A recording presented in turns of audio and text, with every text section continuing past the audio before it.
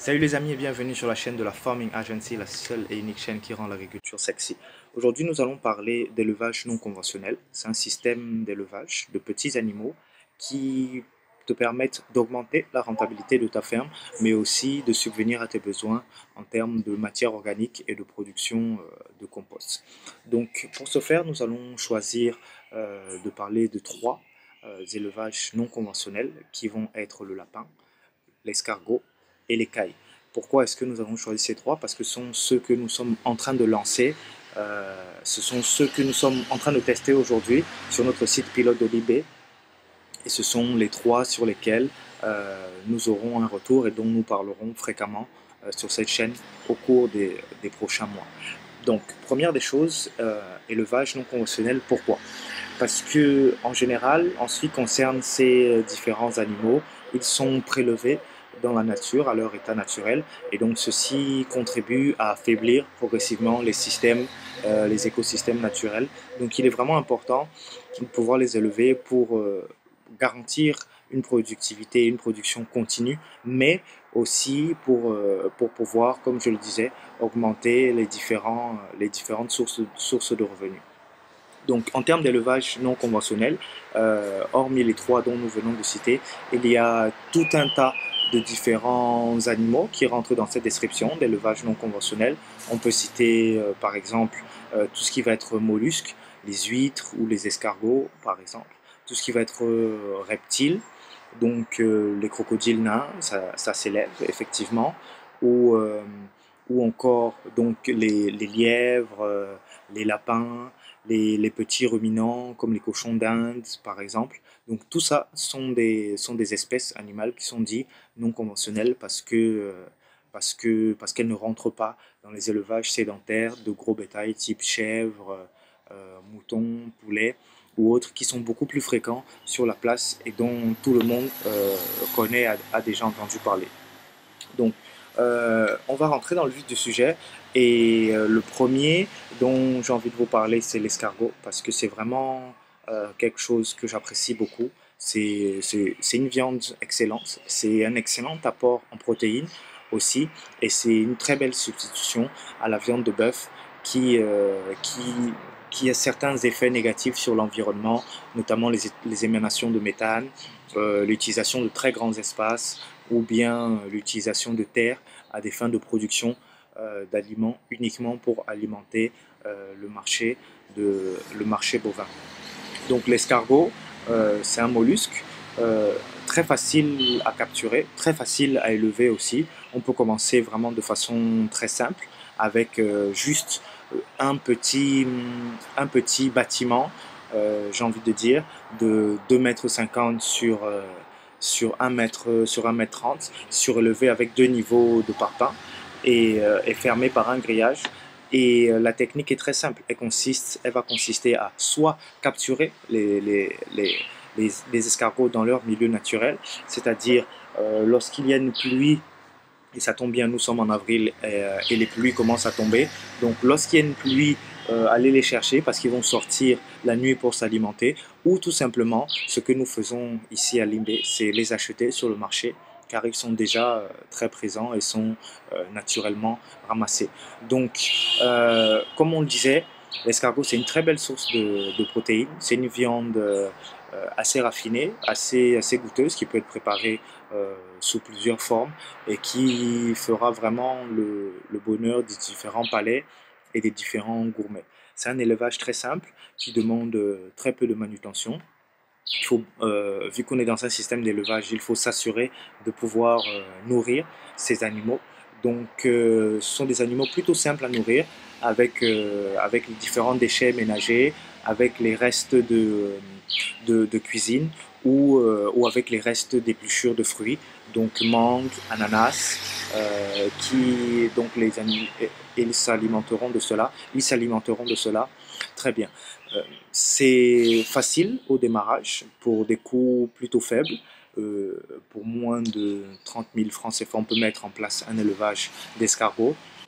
Donc les escargots ont l'avantage d'être hermaphrodites, c'est-à-dire qu'on n'a pas besoin d'avoir un mâle ou une femelle. Les escargots sont à la fois mâles et femelles, c'est-à-dire qu'ils pourront s'auto-fertiliser, s'auto-féconder Et donc, ils atteignent l'âge de la maturité environ 5 à 6 mois et ensuite ont un rythme de ponte assez soutenu qui permettra en un an de vraiment multiplier le cheptel et ainsi de pouvoir les vendre sur les marchés où la demande est en sans cesse augmentation. Donc ça, c'est pour le premier type d'élevage non conventionnel. Pour le deuxième type d'élevage non conventionnel dont nous voulons parler ici, ce sont les lapins. Donc nos chers petits amis lapins. Très très très intéressant pour trois raisons. La première, c'est que, encore une fois, ce sont des animaux qui demandent une faible manutention.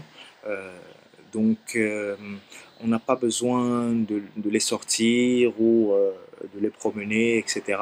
Ils sont très peu sensibles aux maladies et consomment à peu près toutes les feuilles que nous pouvons trouver dans le jardin ou dans la nature. Donc des feuilles de bananier, des feuilles de papaye, euh, des feuilles de manioc par exemple, et ils s'en accommoderont très bien. La deuxième chose importante dans l'élevage de lapins, c'est que ils ont un fort taux de reproduction. Donc, on aura très vite, en moins d'un an, on peut doubler, voire tripler son cheptel de lapins, et ce qui nous permettra de pouvoir joindre deux objectifs. Donc, le premier objectif de rentabilité, ils peuvent être vendus pour leur viande ou ils peuvent être vendus comme animal de compagnie et sont des choses qui se font très bien. Et une viande blanche qui est de plus en plus consommée sous nos latitudes. Et enfin, la troisième chose pour laquelle il est vraiment important et intéressant de cultiver des lapins, d'élever des lapins, pardon, c'est que ils produisent beaucoup d'excréments. Et donc, ces excréments sont considérés comme un compost froid, c'est-à-dire que l'on peut appliquer rapidement sur ces plantes, ce qui va permettre de doper sa production végétale tout au long de l'année et produisent beaucoup d'excréments. Donc, deuxième chose, les lapins. Et enfin, le troisième élevage non conventionnel dont on voulait parler, ce sont les cailles. Donc, on a vraiment fait mollusques, petits herbivores et petites volailles. Donc les cailles, pourquoi? Parce que ce sont des petits oiseaux très intéressants à plusieurs titres. La première des choses, c'est que les œufs sont très recherchés et sont un mets gourmet. Donc les pontes sont aussi très fréquentes. Donc ce qui nous permettra d'avoir, avant même de rentrer dans la commercialisation de la vente, ce qui nous permettra d'avoir un revenu grâce à la vente des œufs, très apprécié, comme on le disait.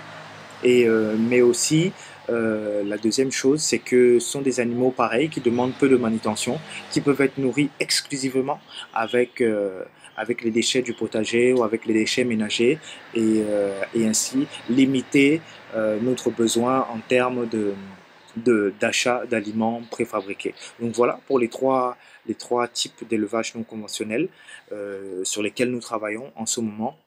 Maintenant, je pense qu'il est aussi intéressant de parler des désavantages de ces types d'élevage. Le premier désavantage que j'ai envie de citer ici, c'est la faiblesse de la recherche en termes de pathologie en ce qui concerne ces différents animaux. Donc, vu que ce sont des choses qui démarrent et qui sont très peu mises en place, on n'a pas beaucoup de recherches, en tout cas sous nos latitudes, en termes de pathologie, notamment sur les escargots, sur la prévention des maladies, etc. Donc, il va falloir y aller de façon empirique, mais encore une fois, ça peut être vraiment bien contrebalancé. Le deuxième désavantage, c'est que, encore une fois, très peu de personnes le font. Donc, on peut avoir des fois des risques en termes d'approvisionnement lorsqu'on est au démarrage pour se fournir de 20, 50 ou 30 cailles. Ça peut être assez laborieux. Ça peut être aussi assez laborieux de se fournir en escargot si le marché n'en dispose pas, ou en escargot vivant en tout cas, si le marché n'en dispose pas, ou de se fournir fréquemment en aliments pour les lapins. Donc ça, ce sont un peu les désavantages que l'on peut rencontrer sur ce type d'élevage, mais ces désavantages sont vraiment bien contrebalancés par la forte productivité de ces différents animaux et aussi par la forte rentabilité qu'ils vont vous procurer grâce notamment à un taux de manutention très faible. Donc voilà un peu, n'hésitez pas à nous dire en commentaire si vous voulez qu'on rentre vraiment dans le détail d'un de ces élevages particuliers ou si vous voulez qu'on parle d'autres types d'animaux. Il en existe vraiment toute une flopée et ça permet vraiment de générer, de conserver les ressources fauniques, de limiter la déforestation et le braconnage et de rentrer dans un système de production durable. Moi, je vous remercie. Je t'invite à liker cette vidéo, à la partager à toutes celles et ceux qui veulent se lancer dans l'agriculture, parce que agriculture et élevage doivent être forcément liés pour limiter l'achat d'intrants, notamment d'animaux et de fertilisants organiques. C'est tout pour moi. À très bientôt sur la chaîne de la Farming Agency et n'oubliez pas de toujours rendre l'agriculture sexy. Merci.